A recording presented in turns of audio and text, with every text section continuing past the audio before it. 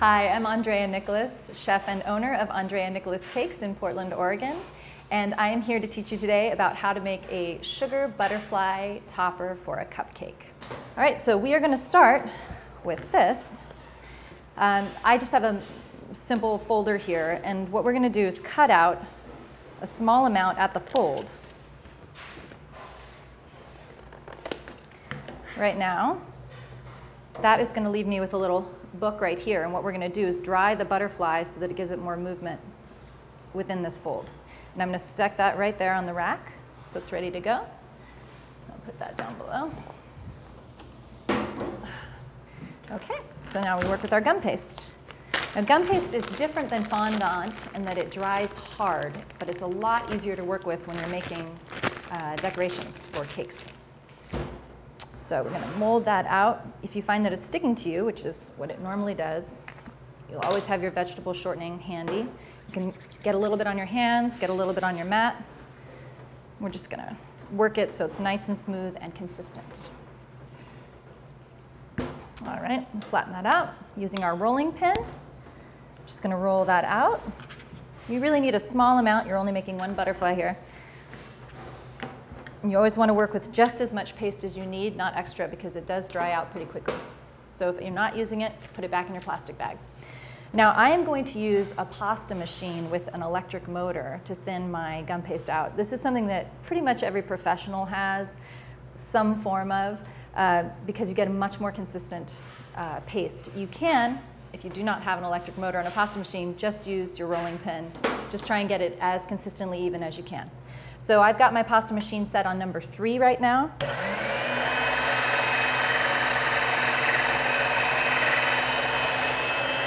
I've rolled out my paste. I have a nice thin paste. Just going to flatten that out. Oops, that's sticking a little bit. Okay. Using my pizza cutter, I'm going to cut that. Just enough paste to put right there in the mold. What I'm not working with, I'll set aside. And now I'm going to make a sandwich out of it so that it meets up and give it a good even press. Pull that off. Now as you can see, I've got that imprint of the butterfly in there in the gum paste. So very carefully, I'm going to remove that from the mold and lay that down on my board that I'm working with. Now, with my X-Acto knife and my shortening right here, I'm going to dip my X-Acto in the shortening. That keeps a nice clean cut. It's easier to work with the X-Acto. I'm going to cut around this outline of the butterfly. And this is a nice mat to work with. These are actually used a lot in quilting, but they're really nice because you can use your X-Acto knife right on this mat. All right, so now we're going to take this butterfly and put it right inside the fold that we created here. And you can get as much movement as you want. It depends on where you're putting this. If you want the butterfly to be really flying tight, you can have it like that. You can have it pretty flat. It's really your call, but it's nice to have a little bit of movement. It gives it a lot more of a realistic look. So I'm going to stick that butterfly in there and position the center right in the middle of the fold. And there we go. And it's going to dry like that. Now the next step, and this is an added step, it's not necessary. These are stamens that you can buy in packs at, once again, at cake supply stores. These are for flour, sugar flour making. But they also work very well for butterfly antennas. So what you want to do is grab one of these. This one is a 2-sided stamen. And I'm going to use my scissors and cut this right down the middle. Now, before I insert the center into the butterfly, I'm going to glue, this is my sugar glue, and my paintbrush. And I'm going to apply just a little bit of glue right down the center of that butterfly. Now I'm going to very carefully, and I like to bend these a little bit so that they're each kind of going out like a butterfly wing, just to give us a little more movement. You don't want everything to be straight. So I'm going to take those and lay them right on the butterfly. Get the other one on there. Give it a little movement.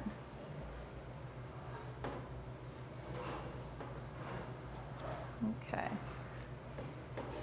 There we go.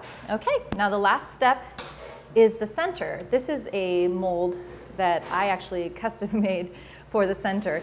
But you can buy these as well, and it just makes the butterfly a lot more realistic looking. Once again, we're going to grab some paste.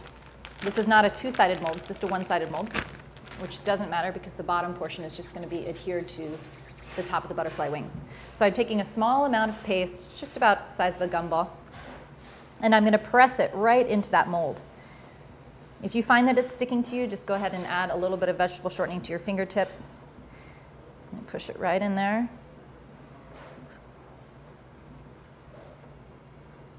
Any excess, take out. What you want is a nice level top right here.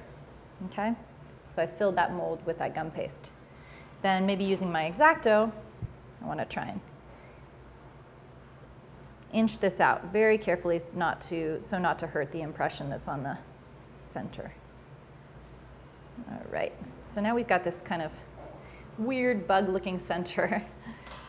I'm going to apply a little bit more glue to the center of that butterfly, right on top of those antennas. And then I'm going to lay this center down right in the middle. There we go. There you have it. It's a sugar butterfly. So this is going to need to dry, preferably overnight. And then you can take any kind of luster dust. These are, again, things that you can get at a cake supply store or online. Any kind of painting supply that's edible, and paint this with a delicate brush into whatever color you want. So have fun with it. They're really beautiful and a special treat on a cake, especially for a little girl. And this is the little monarch.